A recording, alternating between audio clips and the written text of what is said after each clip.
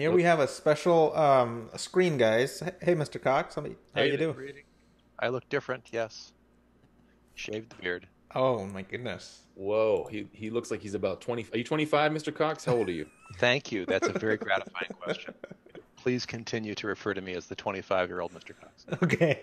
Wow, just got out of Truth, college, folks. Here he is. I grew the beard very seriously. I grew my goatee in my early 30s when I started being a consultant because no one wants to hire a consultant who looks like their kid. Uh, and now that I'm older, I felt number one, I no longer needed it for that purposes, and number two, it gotten wiry enough that my wife no longer enjoyed being kissed by me, Okay.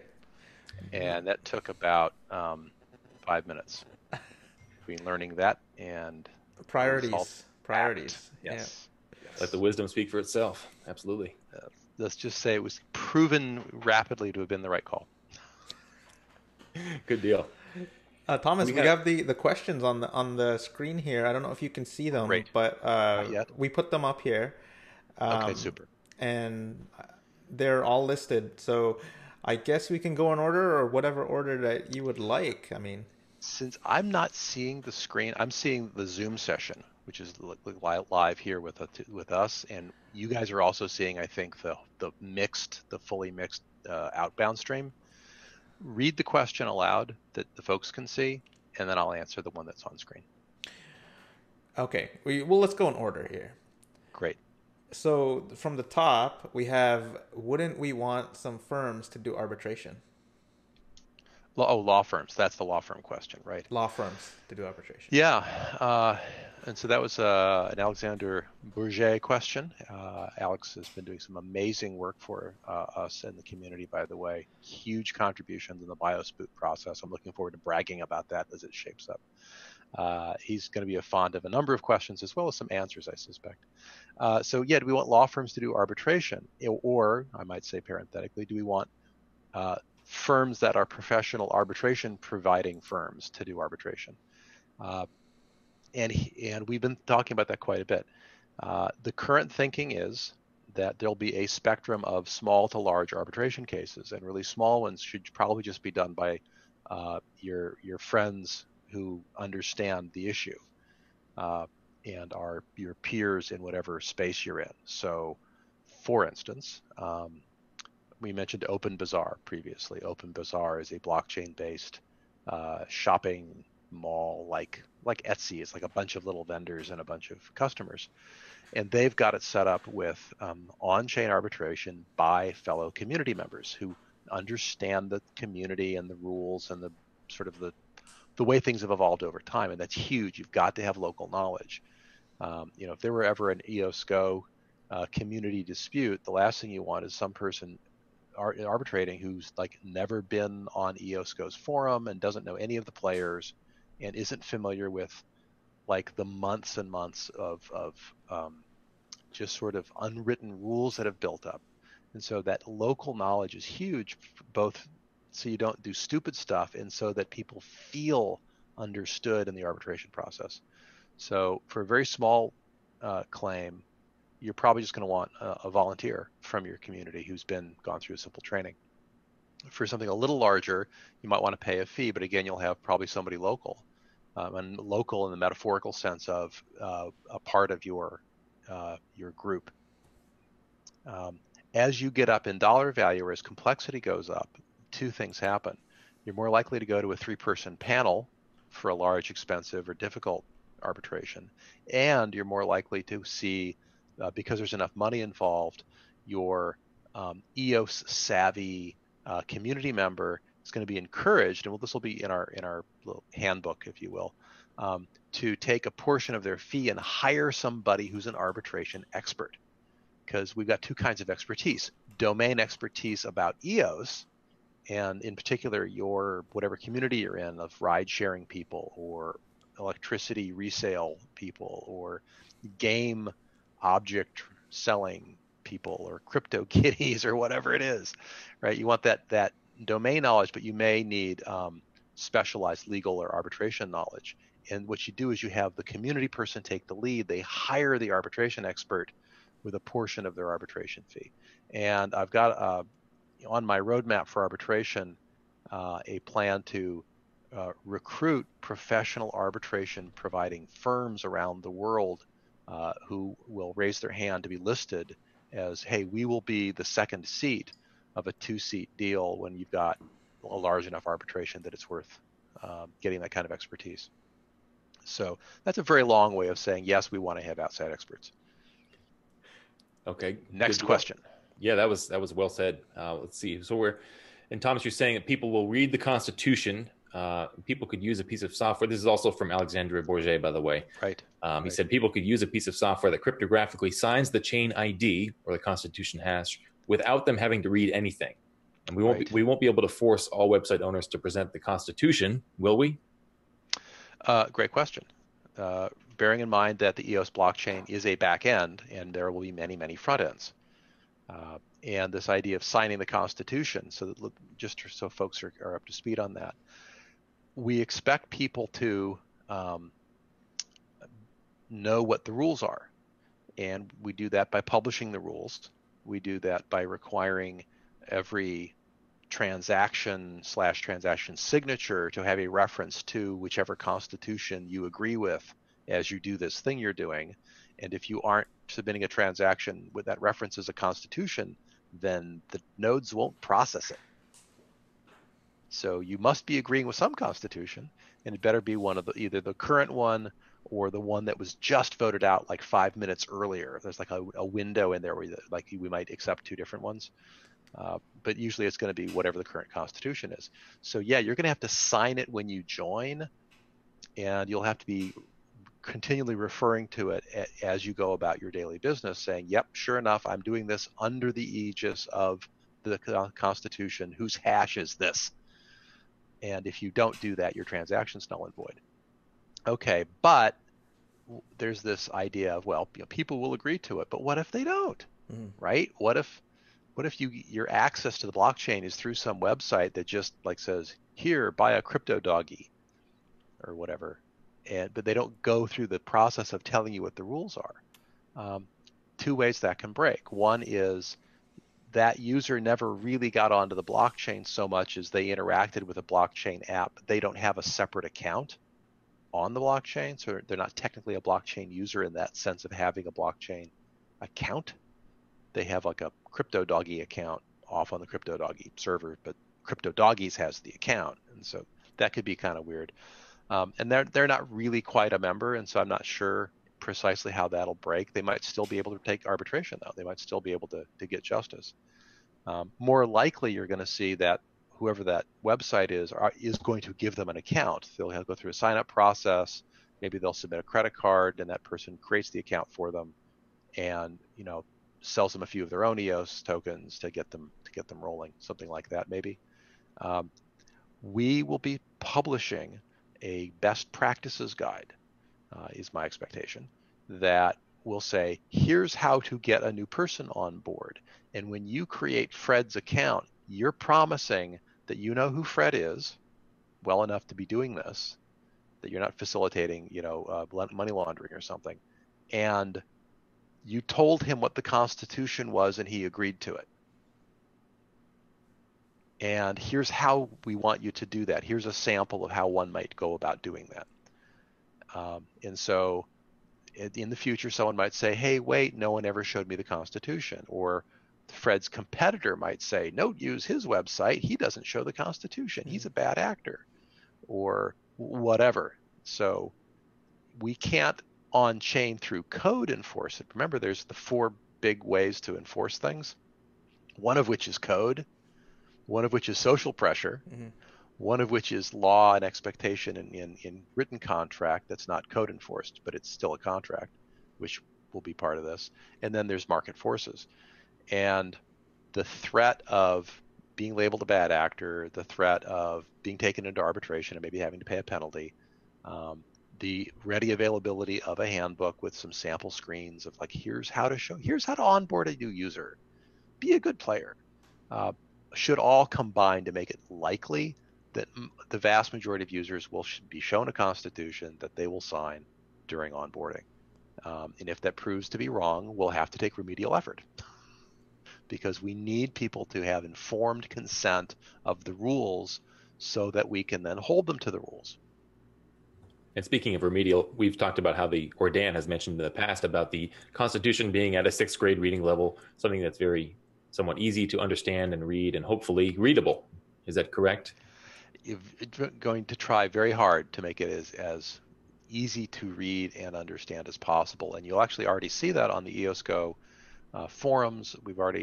I've already published my first draft of Article 1 of the Constitution, or Article 1 of the draft Constitution version 0.1, and I would love additional feedback on that. We've already gotten some great comments, and I'm going to work very hard to get the remainder of the draft that I'm writing, my version, right, the one that gets fed into the great food processor of public opinion for improvement. Want to get that out on or before the delivery of the next major release of our code, sometime here late March, early April. So within the next week or two. Oh, nice, I very hope. nice. There is a question. If we adopt a new constitution by vote, will it change the change ID? Will there be a chain ID? Right, right. ID?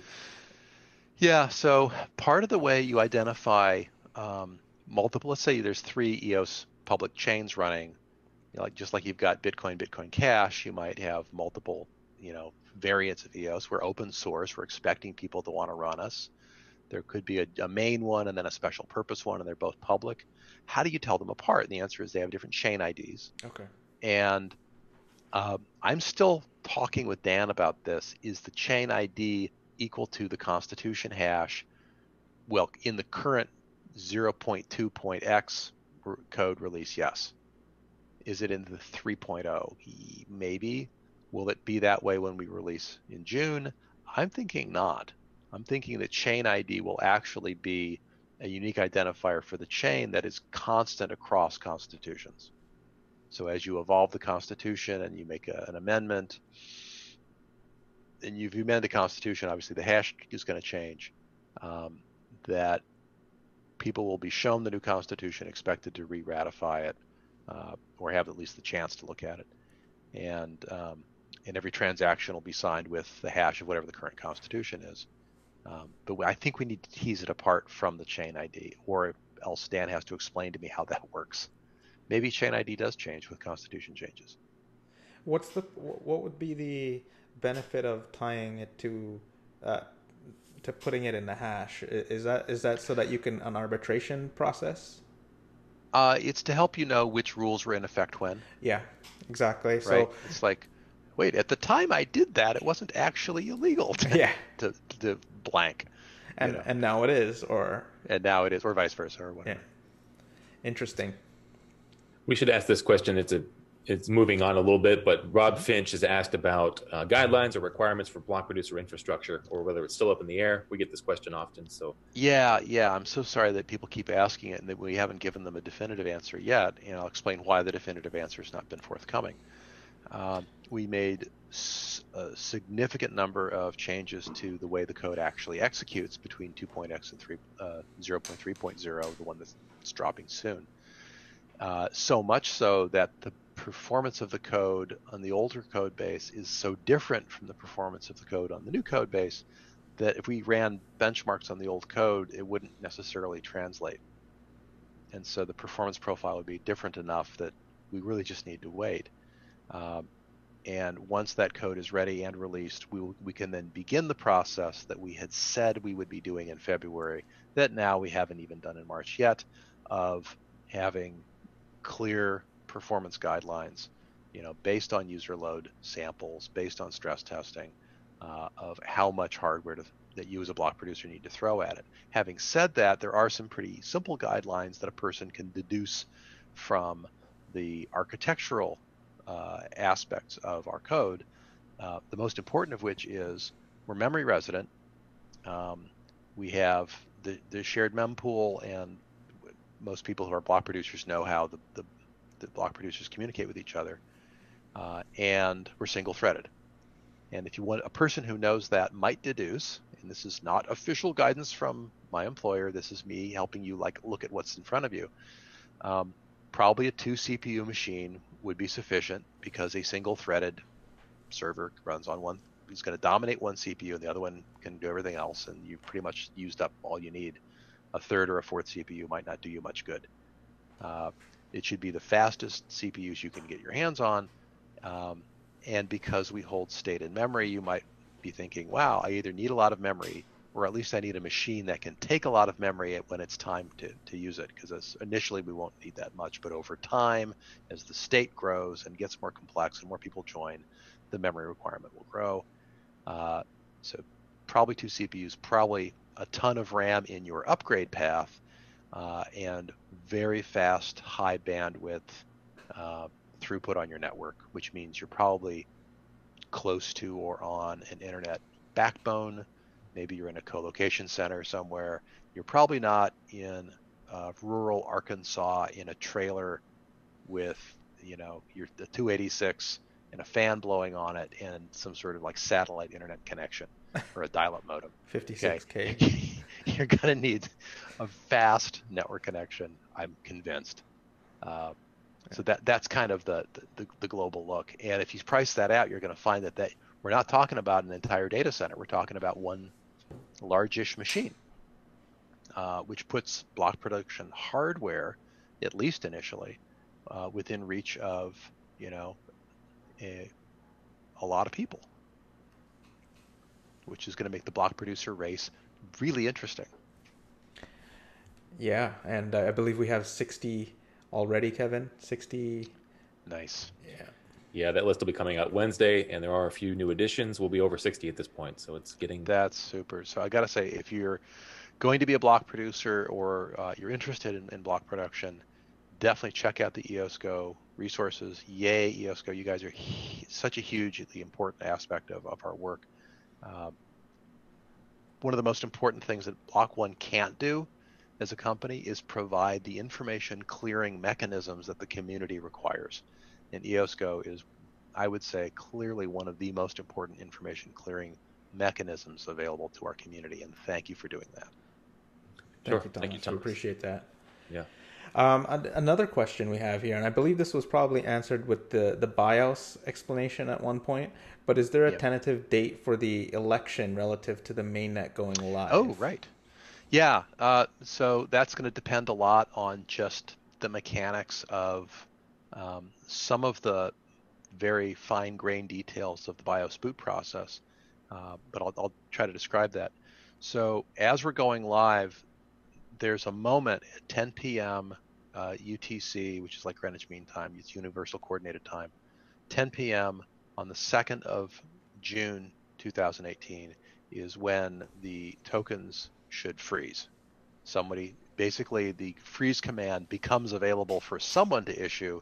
Anyone can issue it without qualification. It's like an open call. Someone will issue that command, at which point the tokens freeze and a snapshot is possible.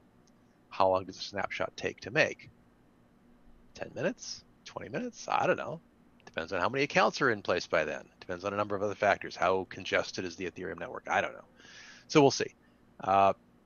And then so a snapshot has to happen, and then that snapshot has to be injected into by the BIOS boot machine.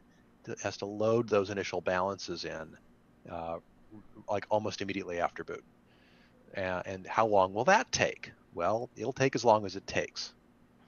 And I mentioned that we haven't done a lot of load performance testing, number one. Number two, we don't know who the BIOS boot person's going to be and how fast his machine is or her machine is. So that's a little bit of an unknown. So sometime after 10 p.m. UTC, which is 6 p.m. on the East Coast of the US, the snapshot will start to get created. Once it's done, the BIOS boot node will be identified. It'll start to apply the initial balances. Then, and it creates the system contracts and it does the whole BIOS boot process. I'm guessing it'll take maybe 2 hours to go from the clock tick through the freeze, the snapshot, the BIOS boot, and the first 21 appointed producers. And once the 21 appointed producers are in place, elections are possible. As soon as those 21 are in. That could be 10 minutes, it could be 2 hours. I'm thinking that that's probably the rough range. Let's say it's 90% likely to be somewhere between at least 10 minutes, but no more than 2 hours. And nice. We can see what happens on the day, right? This is still documented in your Medium article. That's the Medium article, yeah. And I didn't put in quite those timings because that's, again, we're still evolving that and we're still seeing how long things take. There was recently some work done to make the snapshot faster. So that's a little bit in flux. But the general idea is elections can happen as soon as the appointed block producers go online and say to the world, here's how to connect to me. And then if you have one of those initial balances and you've registered your tokens and you've got your EOS private key, you can connect and you can issue some sort of a transaction to say, I'm here. And once 15% of tokens are represented on the chain, then all the chain functionality unlocks and interesting stuff begins to happen, but the elections happen right away. So basically within a couple of hours is my best guess. Huh, that's pretty good. And so moving to Andrew Fermanzik, he's asking about wealth disparity and Pareto principle. We hear about it a lot from Dan and everybody else, talking about the top 20% of the token holders, or they will own the 80% of the rest of the tokens. And so Andrew's asking about whether there will be any kind of soft mechanism to rebalance the wealth to keep disparity at a reasonable level.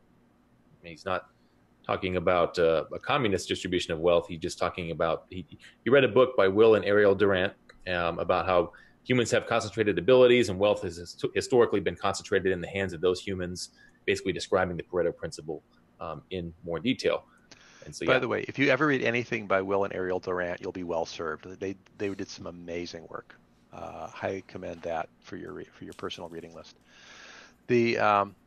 Will there be mechanisms for redistributing wealth? None that I'm aware of. I just earlier today read an analysis of the token distribution and the whaleness or non-whaleness of the distro.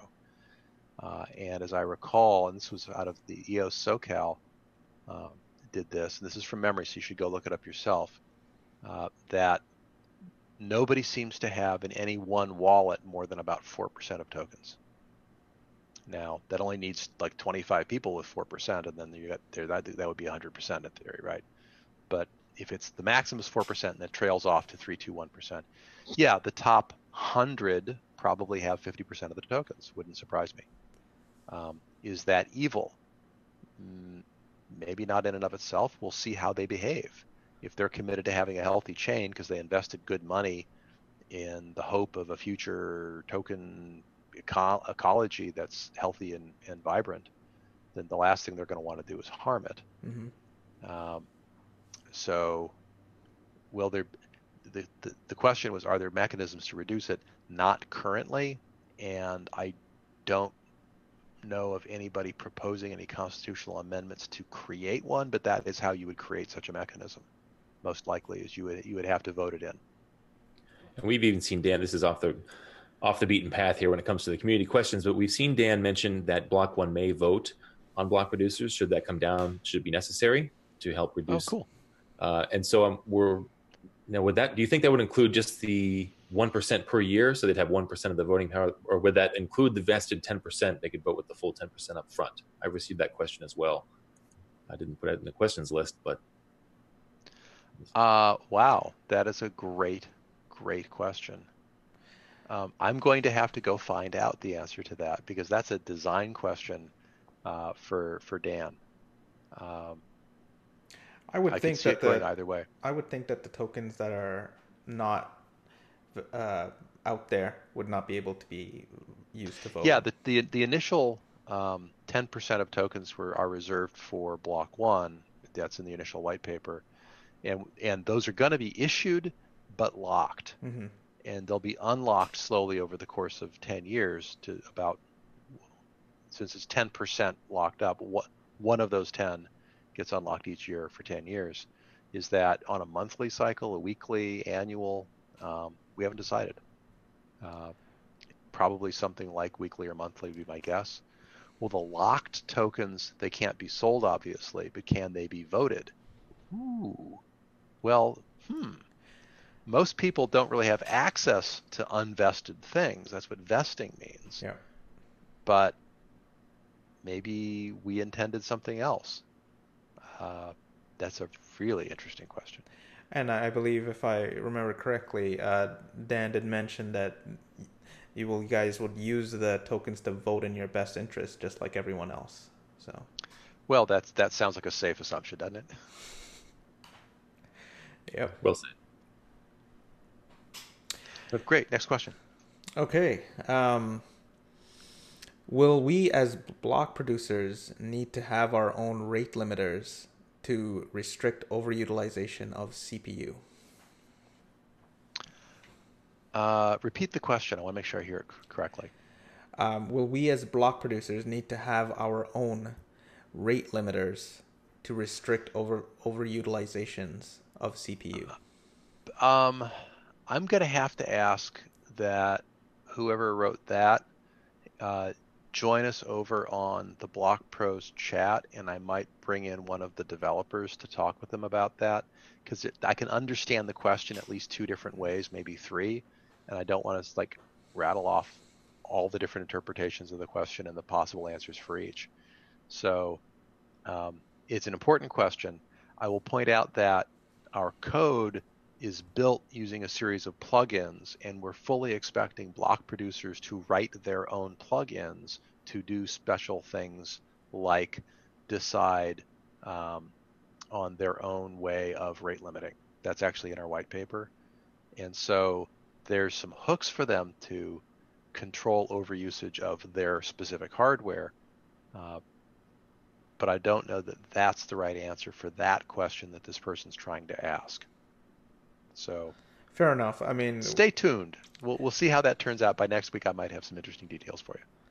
And as you suggested too, the Block Pros channel is out there in Telegram, so please ask around, and you can join that channel if you're not already. Yeah, or direct message me or email me at thomas.cox@block.one, or just reach out to the community. We totally here for you. I will mention the sort of the block producer credo, if you will. This is sort of informal, but it's beginning to take shape. I think this is accurate.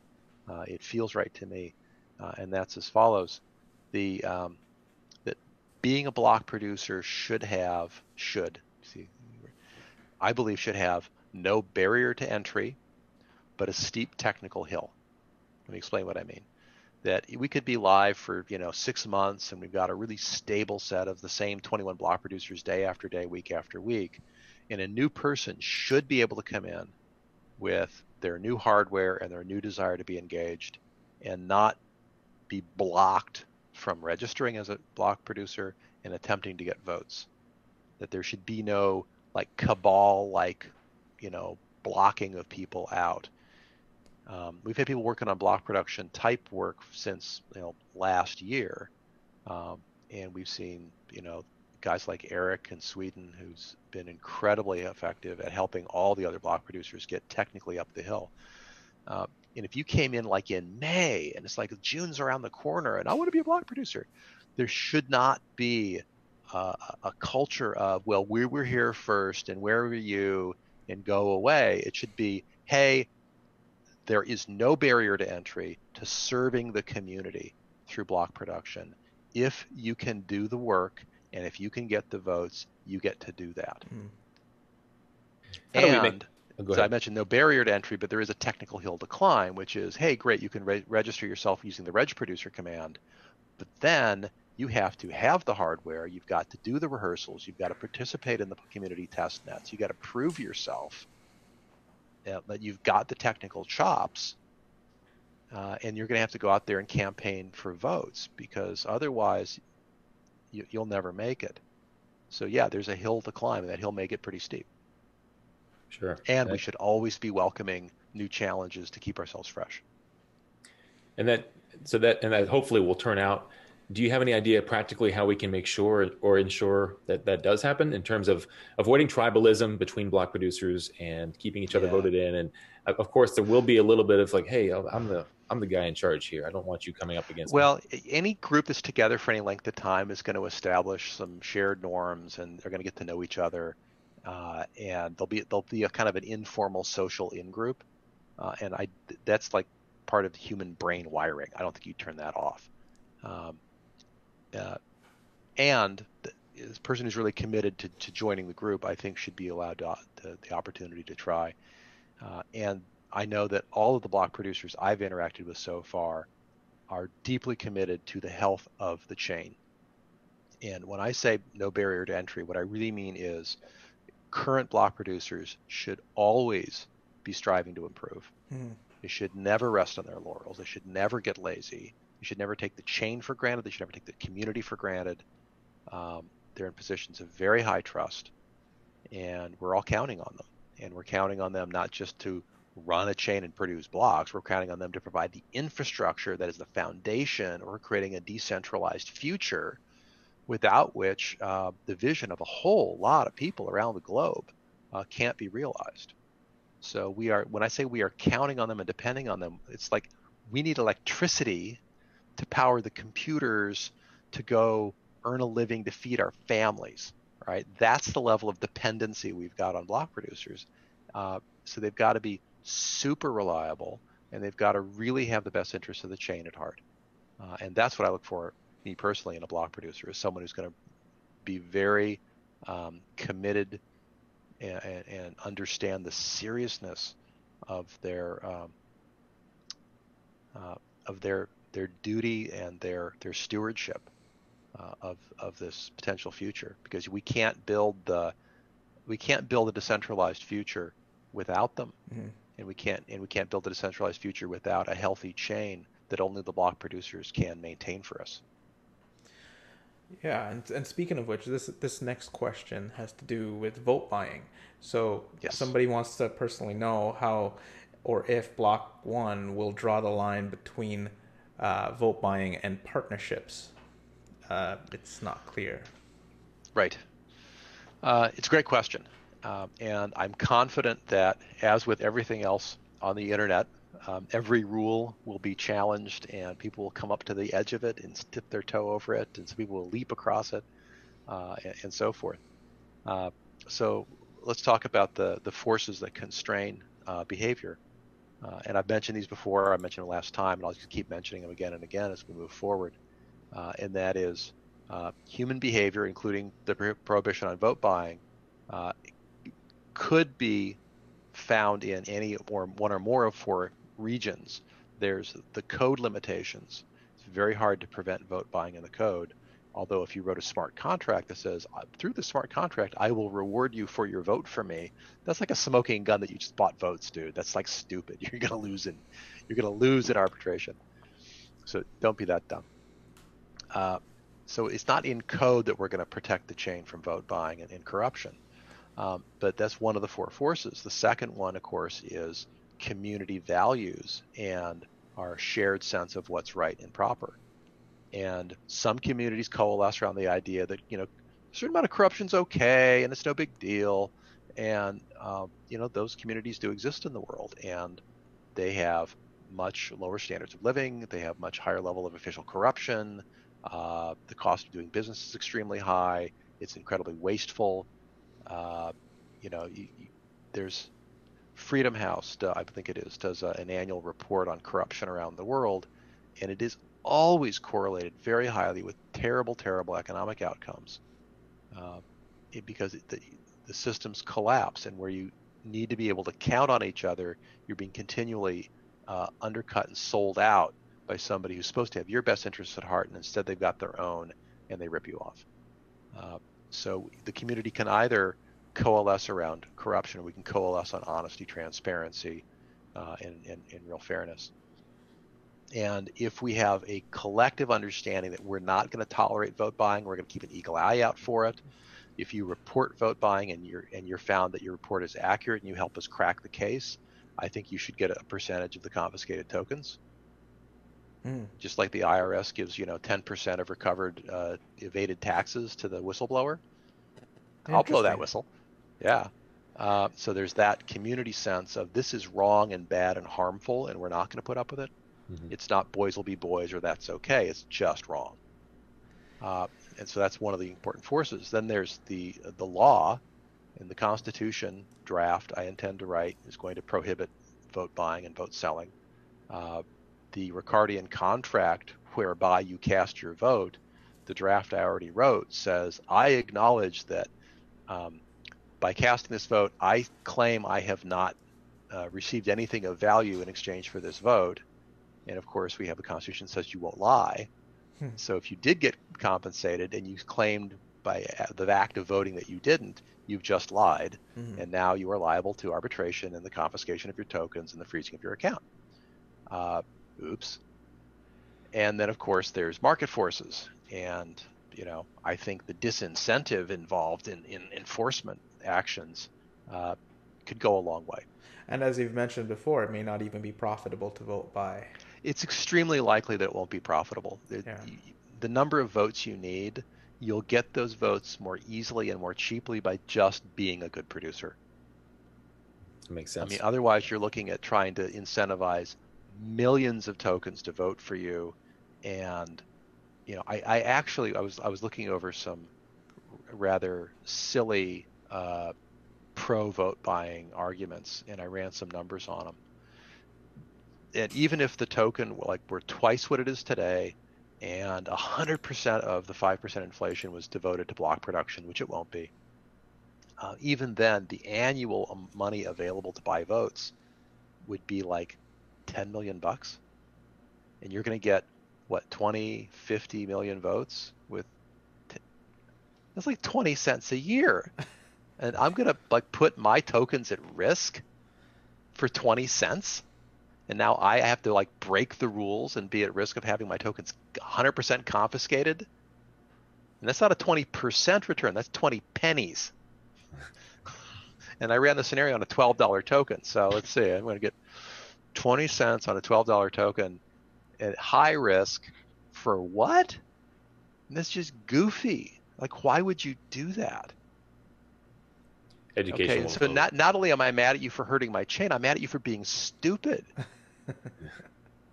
You deserve to be caught and spanked. It's just wrong. You're a bad business person.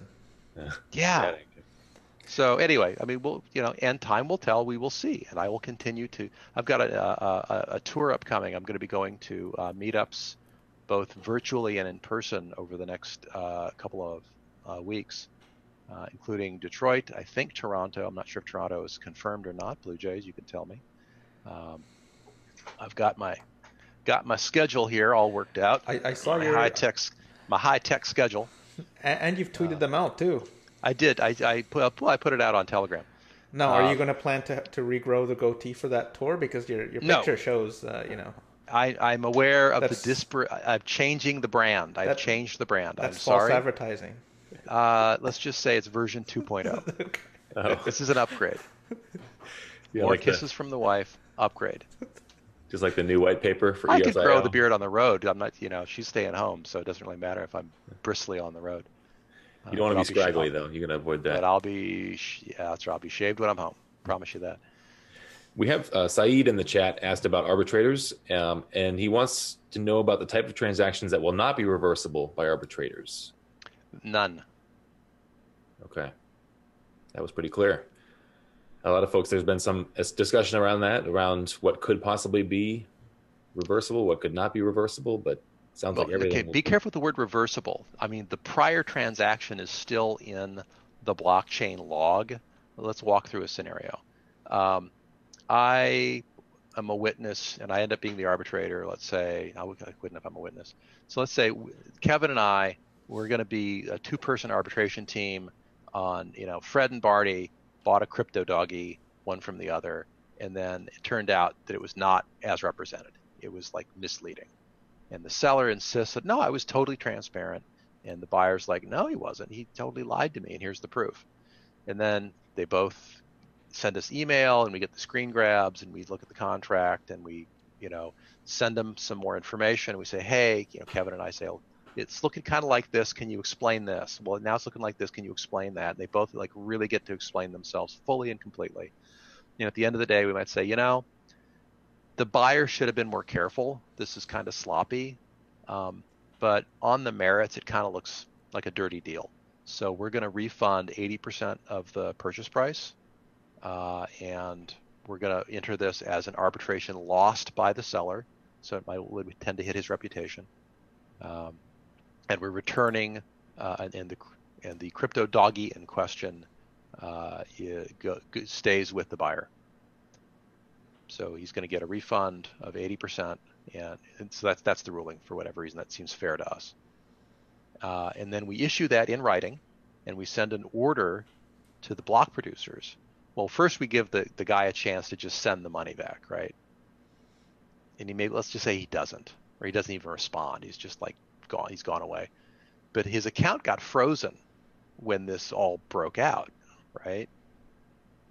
Or he was required to stick money into an escrow account in order to get his account unfrozen, so his money was at risk.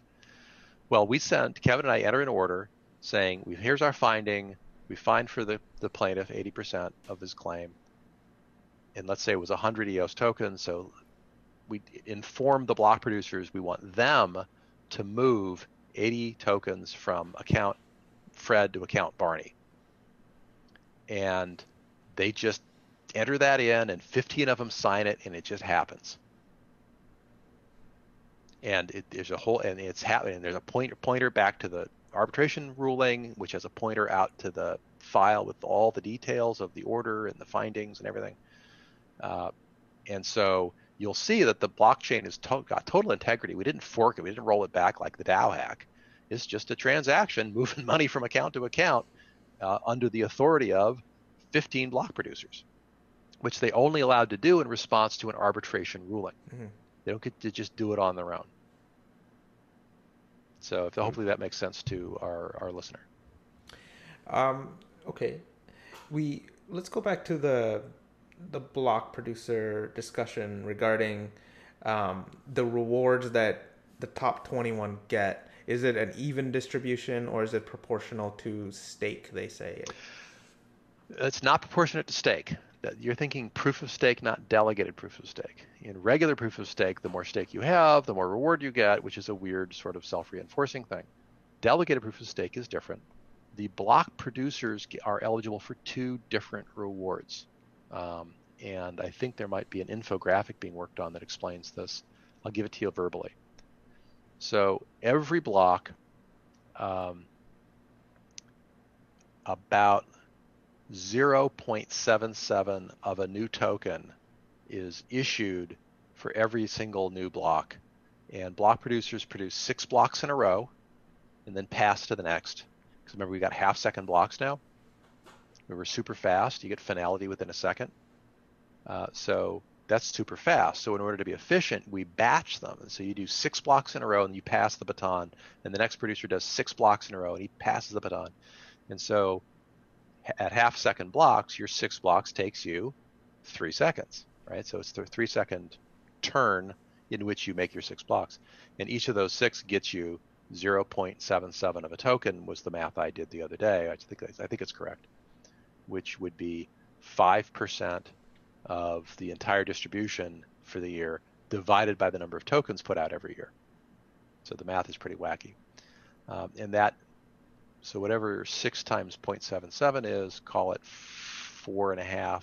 Let's just say it's 5 for fun. Let's say we've been running for a while and it's more than 1 billion tokens, so that it rounds up to 5. So those 5 tokens created in the course of this guy's 3-second turn. But he doesn't get them all. They are divided initially into 2 unequal streams. The first branch of the stream goes into the worker proposal reward fund. And that is for upgrades and improvements to the system. And so as people come up with suggestions for, hey, I can make the EOS even better, please, give me some money and I'll do that. Just like we see on Dash, which has a very sophisticated system for that. And also on, I think both BitShares and Steemit may have that as well. That there's a place to go to say, hey, I want to help the chain, please fund me, and then token holders get to vote on improvement ideas. So that fund gets funded immediately, even though the worker proposal system won't be online, we don't think, in June. It will be funded in June. It'll just be waiting for some additional contracts to be written to start operating. So of the new tokens generated in this 6-block interval, 5 come out. Some of them go over there, and the rest go take another branch to go to the block producers. This is hard to do without a diagram. And these are unequal. It's an unequal division. So how do we divide them? And the answer is when block producers first ask to be elected, they register themselves and they say, I will make blocks for 30% of the total award available, or 25% or 40% or whatever it is. So let's pretend that the median of the top 21 vote getters is 40%. So what's 40% of 5? Well, it's 2, right?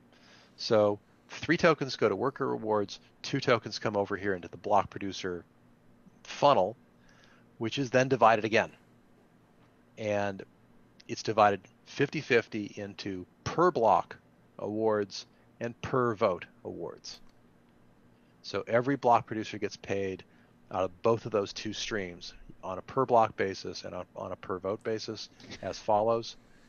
Every block you make, you get your proportionate share of the per block award. If you miss a block, you miss your payment. And the per vote award goes into a bucket, and once a day you can come and collect a number of tokens proportionate to your percent of the vote.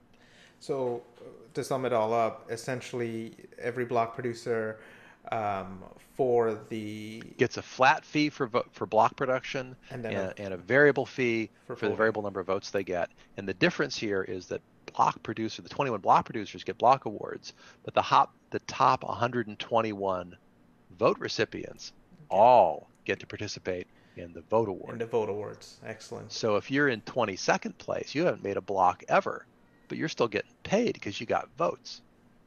And then, so say it is the 2% inflation number that you've been throwing out. What percent will go to the worker proposal fund? Oh, so when I talk about that, what I'm trying to suggest is that there's 5% system inflation, of which 3 points goes to workers and 2 points goes to block production. So the 2% inflation is the 3-2 split I just illustrated. Basically, the median number was 40% of the 5%. So the 5%. This is going to make so much more sense with the diagram. I'm sorry. I'm like waving my hands and talking, and this is just terrible. You probably can't follow it. No, we're getting there, sorry. I think. So it'll always be, you're basically saying it'll be 5% no matter what. The block producer amount will be reduced or raised depending on what they vote themselves in. Right. For. There's always the stream coming through of 5% inflation, block by block, day by day. Okay. But what portion of that goes to workers and what portion goes to block producers? And the cheaper you are as a block producer and the less payment you're willing to take, the more gets reserved for the worker proposals. And one proposal might be, I vote to burn these tokens and reduce the total supply and increase the value of the tokens we all own. Mm-hmm. And maybe people say, yeah, let's burn some tokens. And then that can shrink that worker pool down. And some tokens get burned, and that maintains value maybe. Okay. Are there any limits? There's one of the ways that those tokens could get used. Okay. Are there any limits on what those worker proposals could be? Are there any specifics?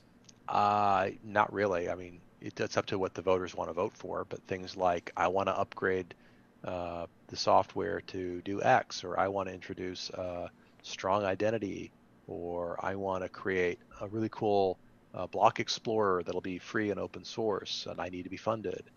I'd vote to spend some of it on scatter, because that's like an amazing, and if there were like a nice little income stream for that, you could hire some additional developers. It could be just killer.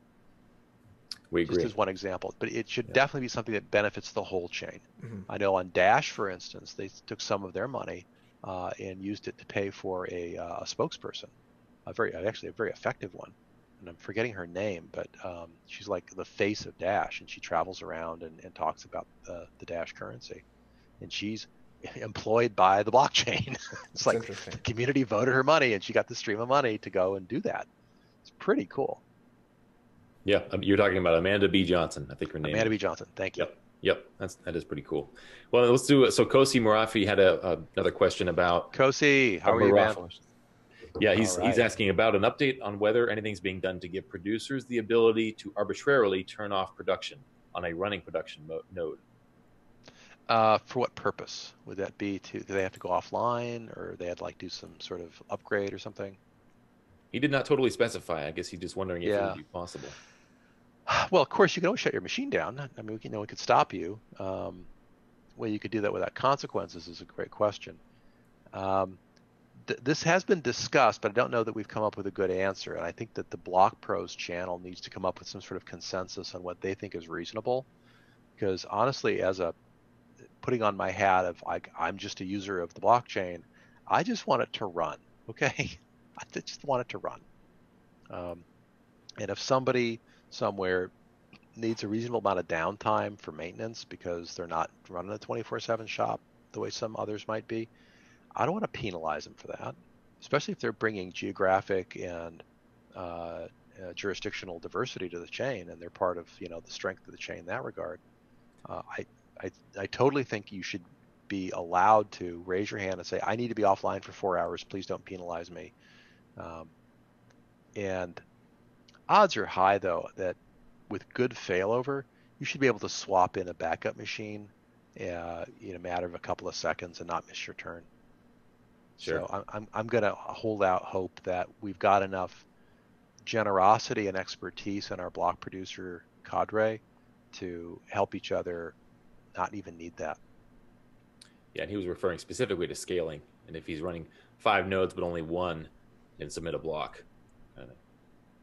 Right, unless you ran for 2 slots and try to get voted in 2 different places, like you might have 2 candidates. You might have 2 candidacies, I suppose. But if you're just running 5 nodes, of which 1's a block producer and 4 are backups, you should be able to swap between them smoothly and quickly. Because remember, your turn is for 3 seconds long every 63 seconds. And hopefully, with some practice, you can switch machines within that kind of a time window, or even if it's 2 or 3 minutes. Okay, you missed a round, but you're probably not going to get shot and left by the side of the road because you missed a round. I don't think you'll be penalized too badly for that. Now, if you drop off and go missing and incommunicado for hours and days, you're probably going to lose reputation and lose votes. So I'd watch out for that. Okay, let's switch to an arbitration question. So person A is scammed by person B for selling a crypto doggy, and then that crypto doggy gets sold to party C. Does party C get involved in that arbitration? Right. So what if so Fred owns the crypto doggy, Barney steals it and resells it. Yes. Right. Well, off the chain, the law says if you buy stolen property, you have no title to it, and it goes back to the original owner, and you get nothing. Okay. And I see no reason why it should be any different on an EOS blockchain or any other blockchain. Which is why when you buy something, you should make sure that you're getting a clean title to it. Sure. So buyer beware, caveat emptor. So yeah, and is that enforceable through arbitration? Did I mention that an arbitration order can change anything on the blockchain? Absolutely anything. Yes. Yes, it can be returned. Yes, it can be taken. Yes, it can be moved. All 3 parties are probably parties to the arbitration. Yes. Huh. That's clear. Let's do a couple more rapid fire, and then we'll let you go. Mr. Cox, of course, thank you as always for coming on with us. And very much my pleasure.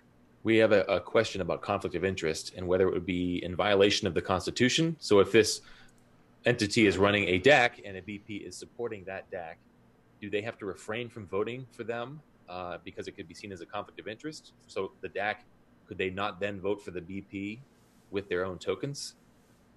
Wow, that's a great question.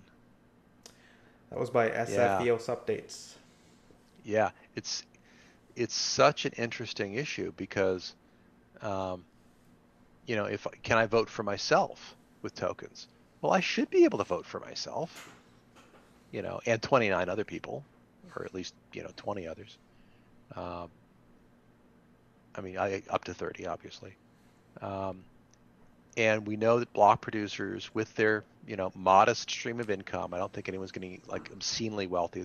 We're not Bitcoin, folks. We are not Bitcoin. Okay, we are not creating $18 million worth of magic internet money every day, like the Bitcoin chain is doing these days. It's like $500,000, if that. And some of that's going off to worker proposals, and some of it's coming in to pay for block production. So we're not talking, huge streams of money. But let's say it's a modest stream, and the block producer is supporting a decentralized application that he really believes in, that's benefiting the whole community. It's open source. So far, that's totally clean. And then what if the open source application happens to own a bunch of tokens and votes for their benefactor?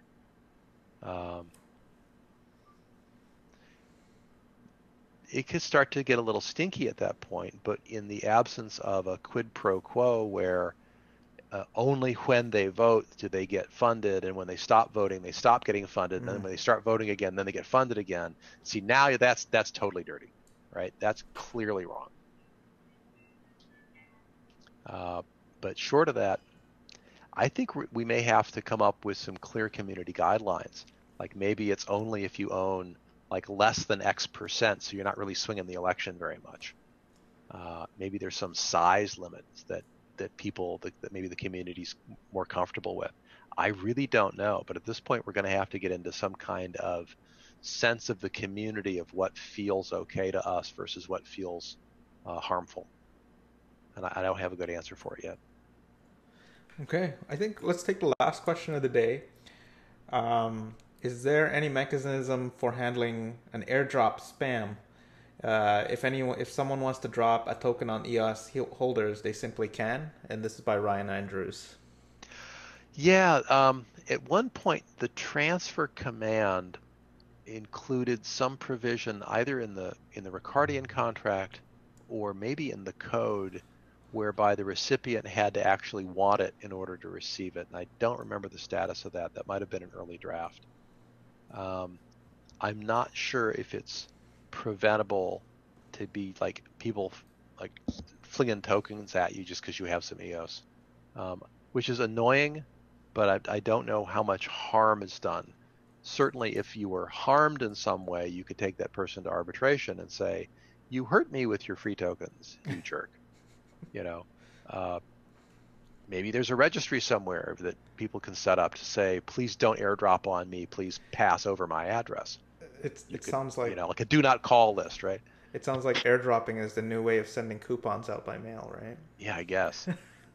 So yeah, that's going to be another one that's going to have to be a mix of social preference and maybe some creative applications, and maybe someone creates a registry, something like that.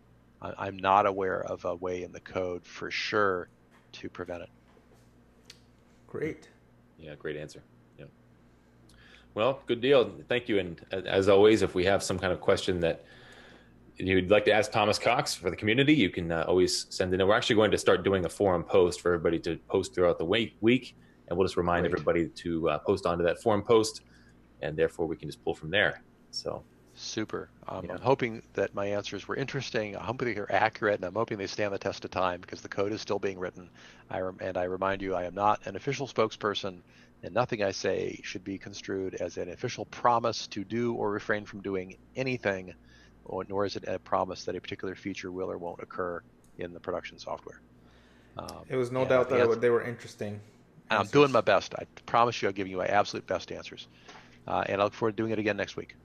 Thanks, Thomas. Sounds good. Thank you very much, Thomas. Thank you both very much, and thank you, your support crew, for making this possible today. That would be Katie and Top K-Pop. Thank you as well. Yep. Awesome. Have a good night, Thomas. Thanks. Good night, Thomas. Thank you.